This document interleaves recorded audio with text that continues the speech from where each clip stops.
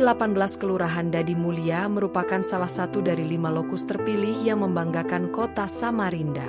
Keikutsertaannya dalam kompetisi akuatik PKK tingkat Provinsi Kalimantan Timur menunjukkan dedikasi tinggi terhadap kegiatan gotong royong dan kreativitas komunal.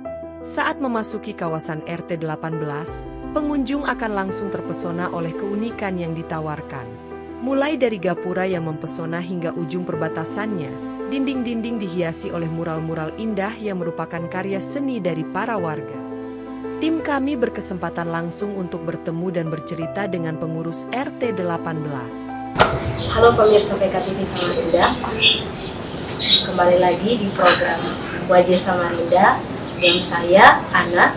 Di sini kita berada di RT 18 Kelurahan Dadi Mulia bersama Ibu Turina selaku Ketua RT 18 dan Pak Sangidun selaku sekretaris dan juga Pak Gawi selaku perwakilan dari kelurahan. Nah, di sini saya akan sedikit bertanya tentang program Probebaya yang sudah dilaksanakan khususnya di RT 18 ini. Mungkin bisa dijelaskan untuk program-program tersebut. Yang sudah kita laksanakan ada taman yang sudah kita bangun, taman toga, tanaman obat keluarga. RT 18 Kelurahan Dadi Mulia memiliki program tanaman toga yang merupakan singkatan dari tanaman obat keluarga. Tanaman ini ditanam di pekarangan rumah warga RT 18. Biasanya tanaman ini dijadikan sebagai alternatif obat herbal bagi warga setempat. Pemanfaatan bidang tanah untuk budidaya tanaman obat keluarga dilakukan dalam rangka untuk memenuhi keperluan obat-obatan tradisional untuk kebutuhan keluarga, di mana obat tradisional tersebut bisa dibuat sendiri. Lalu, jika hasil budidaya tanaman banyak, selanjutnya bisa disalurkan kepada masyarakat sekitar.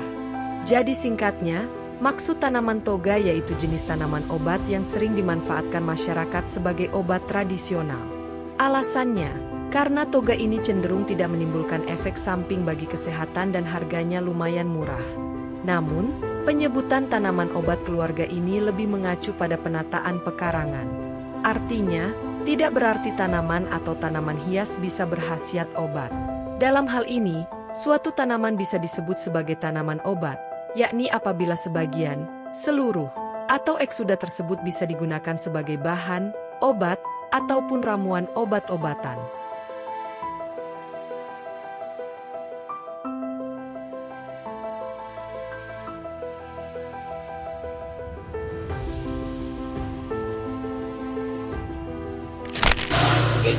Perkenalkan, nama saya Sangidun, sekarang jabatannya Sekretaris RT 18. Jadi perlu saya jelasin, program Probebaya itu dimulai tahun 2022.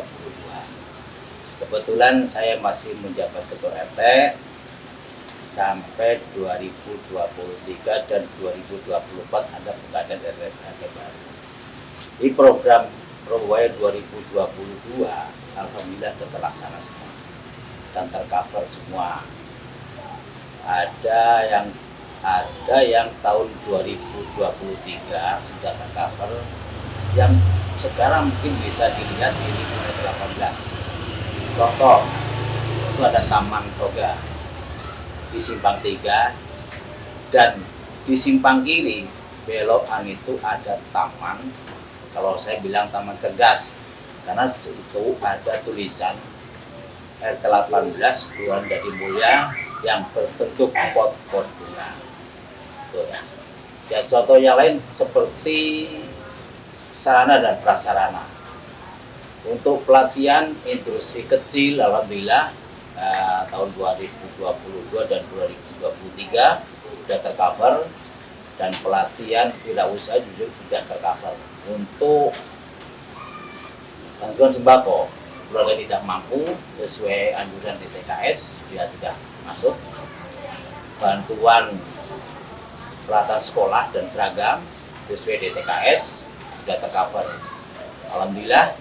Mungkin yang perlu digarisbawahi, alhamdulillah tahun 2023 RT 18 itu ada 5 RT 14, 15, 16, 17, 18 itu jadi juara 1 aku hatinya PKK tingkat kabupaten kota. Nah, tahun 2024 ikut lomba lagi untuk masuk ke tingkat provinsi mewakili kabupaten kota Samarinda. Mungkin dari Tidak hanya toga, program Probebaya yang diinisiasi oleh Wali Kota Andi Harun ini pun dimanfaatkan menjadi program bermanfaat lainnya untuk masyarakat.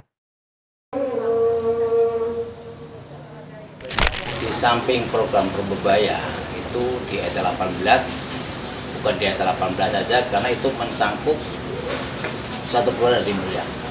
Jadi ada program namanya program dana bergulir itu dananya dari dana pusat APBN yang sampai sekarang masih dikelola dan berjalan mulai tahun 2009 sampai sekarang. Itu dibentuk berdasarkan KSM. Kalau saya jadi ketua LKM-nya. Itu dana bergulir itu berdiri mulai tahun 2009 sampai sekarang masih berjalan. Dan yang bagus lagi hebatnya kemarin ada program namanya Kotaku, Kota Tanpa Kumuh. Itu Kelurahan Dadin Mulya dapat kucuran dana dari APBN sebesar 1 miliar. Itu untuk 5 RT, khusus RT yang kumuh. Itu 5 RT itu ada RT 33, 35, 36, 38. 1 miliar itu ada 5 RT. Ya sekarang sudah berjalan aja, alhamdulillah. Tahun 2018 tidak ada temuan sepeser pun penyimpangan anggaran. Dan berlanjut setelah itu direalisasi, ada program selanjutnya yang sekarang jadi taman. Namanya Taman Oda Bekesa. Jalannya kecil tapi padat tuh. Tapi kalau banjir sini kayak Jakarta. Kalau bus mana banjir, nyebrangnya susah.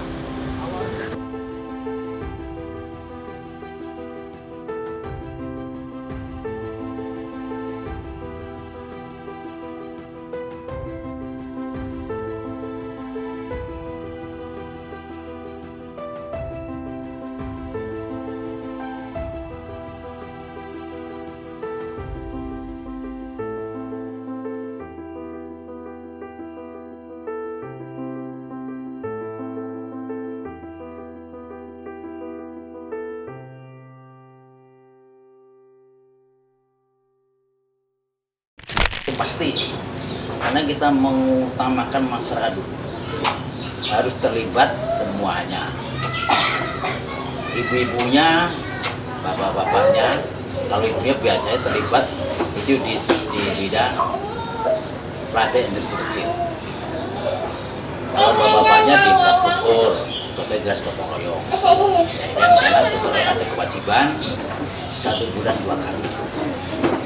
Minggu pertama dan minggu ketiga royong. Kalau infrastruktur itu karena itu ada anggarannya, itu semua masalah terlibat. Kebetulan saya jadi ketua Pokmas mulai tahun 2022 dan 2023. 2024 untuk sementara karena ada penggantinya, ya saya cari penggantinya UMT yang pengganti saya. Yang jelas, tidak mungkin kita akan melibat lagi. Jadi program Probebaya ini betul-betul menyentuh masyarakat, betul-betul mengena. Asli masyarakat betul-betul menikmati program itu sudah cuma jempol dari masyarakat. Semua kalau saya tanya, semua menikmati program ini. Kayak saya kan kalau saya survei ke RT-RT di anggota Kompas, saya berbicara utamakan lingkungan. Tenaga lingkungan diutamakan, harus itu wajib. Kalau wajib itu kalau ditinggalkan berdosa. kalau dilaksanakan mendapat pahala. Silahkan Bu RT tambahin. Setelah diprogramkan pemerintah, memang untuk Probobaya kita semaksimal mungkin keterlibatan masyarakat itu yang kami utamakan.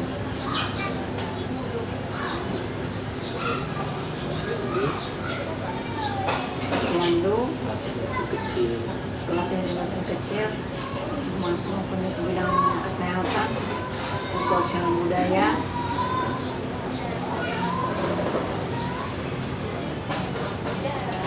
Tapi perlu saya tambahkan lagi. Sekarang dan adanya program Probobaya, kader posyandu dapat apa namanya ya? Honor ya, dapat honor. Honor operasional. Operasionalnya ya lumayan juga kan kalau dibandingkan dulu kan kurang diperhatikan lah. Sekarang dengan ada Probobaya, posyandu kadernya setiap RT minimal 5, maksimal 5 setiap RT. 10. Jadi satu posyandu maksimal 10. Kebetulan RT 18 ada 3 kader posyandu.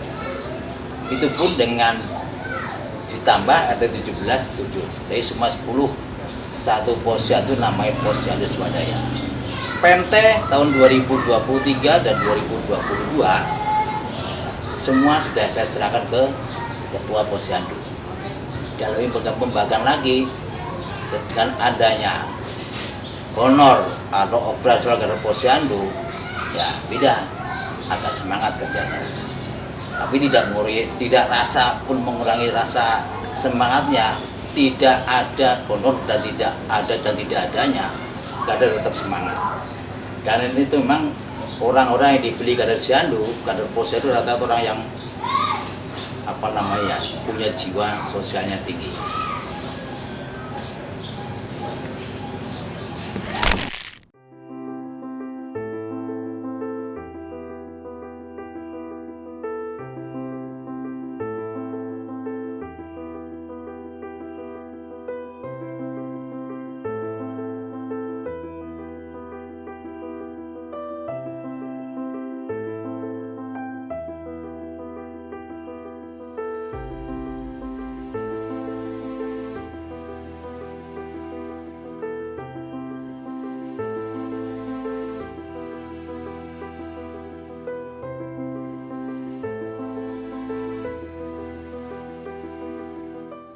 Baik Bapak, terima kasih. Nah Pak, saya ingin bertanya lagi nih, kira-kira apa nih tantangan dalam menjalankan program Probobaya di RT 18 ini Pak? Mungkin bisa dijelaskan, atau Ibu juga bisa dijelaskan Bu? Silakan, Bu RT. Apa sih, koordinasi antara Pokmas dengan RT dengan soal kelola dengan ini SDM yang bisa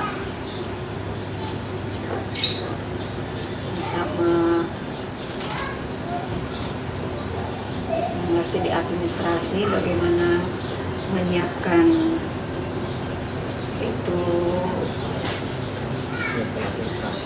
administrasi yang sesuai yang telah dianggarkan dan sesuai aturan yang harus dilaksanakan supaya bisa bersinergi semaksimal mungkin. Oh Bapak, ada tambahan Perlu Pak? ditambah ya, memang program ini kan program baru, ya, ya. Program baru, jadi semua juga belajar. Tapi karena kita mau belajar, ya akhirnya ya kita harus bisa, terutama dari Pokmas. Pokmas ini semua kan memang telah belajar semua. Apalagi SDM-nya rata-rata ketua RT rata-rata kita enggak, ya kita fakta aja ya, umur di atas 50 rata-rata ya, ketua RT rata-rata di atas 50. Jadi untuk SDM-nya itu ya memang agak kurang. Makanya saya sebagai Ketua Pokmas yang 2022-2023 saya selalu koordinasi dengan PPTK, selalu minta bimbingan dengan PPTK. PPTK sekarang yang masih sampai sekarang Pak Vincent Gawi ini PPTK-nya. Jangan sampai ada kekeliruan, walaupun kita di lapangan benar cara pengerjaannya, tapi yang dia juga secara pembukuannya, administrasinya yang perlu diperhatikan. Karena salah sedikit aja rupiah bisa jadi temuan. Jadi saya kalau di lapangan selalu menganjurkan kepada anggota RT selalu koordinasi, karena di situ ada tim swaklola. Ya, tim swaklola terdiri dari tim pengawas, tim perencana, dan tim pelaksana. Jadi saya juga masing-masing pelaksana ini yang disiapkan, perencana ini yang harus kamu siapkan, tim pengawas ini yang harus kamu. Jadi istilahnya kan tidak over, namanya apa ya, lab overlap, atau tidak tumpuk menumpuk antara tugas masing-masing. Itu yang sering saya tekankan. Dan kadang-kadang juga banyak kendali lapangan, ya saya sering tegaskan jangan sampai mengurangi volume. Misalkan ya kan, volume di RAB itu panjang 50, jangan sampai dikurang dari 50. Kalau melebih boleh, itu saya tegaskan. Kalau mengurangi nanti ada temuan. Lebih boleh, misal 50, bolehlah ke 52. Anggaplah yang 2 meter itu swadaya masyarakat. Itu sudah saya tegaskan mulai saya jadi Ketua Pokmas. Alhamdulillah itu semua berjalan sampai sekarang. Ya sekarang mungkin programnya beda lagi ya, karena saya sudah nggak jadi ketua, tidak lagi mengikuti program itu. Jadi yang tahu persis sekarang WT yang baru. Ya, itu yang perlu saya, yang mungkin kendalanya ya jelas force major. Force major, kalau force major baik kelihatan mendung, hujan, yang jelas pasti libur. Mungkin kalau setahun dikerjakan kerjaan, apalagi kalau yang namanya parit atau semenisasi. Kita kalau sudah mendung waspada. Kalau kena hujan habis semua. Ya percuma aja kan, kerja sudah tenaganya capek, badannya habis. Ya terus mana kalau force major data sudah nggak bagus, ya mungkin libur dulu. Jika di berikutnya kadang ada paling semangat malam di lembur karena mau target. Tapi kalau malam cuaca kelihatan mendung nggak berani juga, apalagi pengecetan.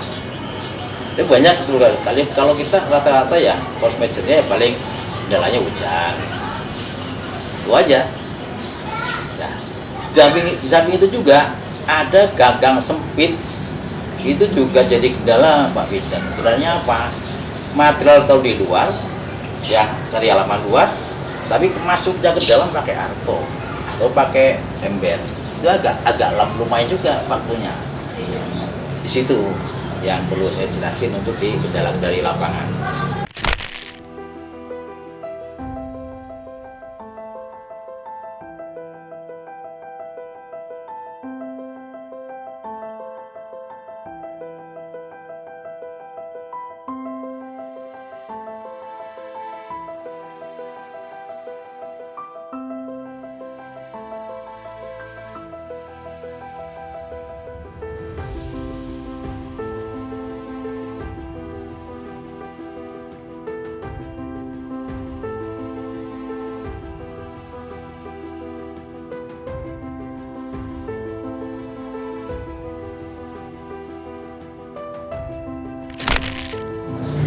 Terima kasih.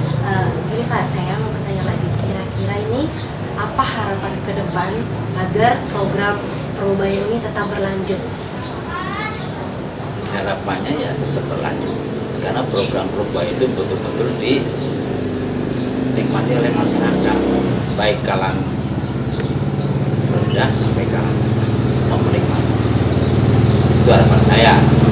Mudah-mudahan wali kota yang baru ini nanti program Probaya saya tambah anggarannya yang sekarang 100 juta per tahun, mungkin nanti wali kota yang baru ini ya mungkin palingnya 150 juta per tahun. Harapan saya seperti itu, tetap berjalan sampai anggaran itu berjalan terus pokoknya. Harapannya dari kami sebagai Sekretaris RT dan samping saya Bu RT. Mudah-mudahan program saya tetap berjalan dan tidak sampai berhenti sampai di sini. Saya sebagai RT juga berharap yang sama ketika nanti ada wali kota baru, mudah-mudahan tidak terjadi lagi wali kota baru supaya programnya tetap berjalan dan bisa menambahkan lagi anggaran yang sudah ada, karena memang benar-benar masyarakat sangat terbantu oleh program Probabaya ini.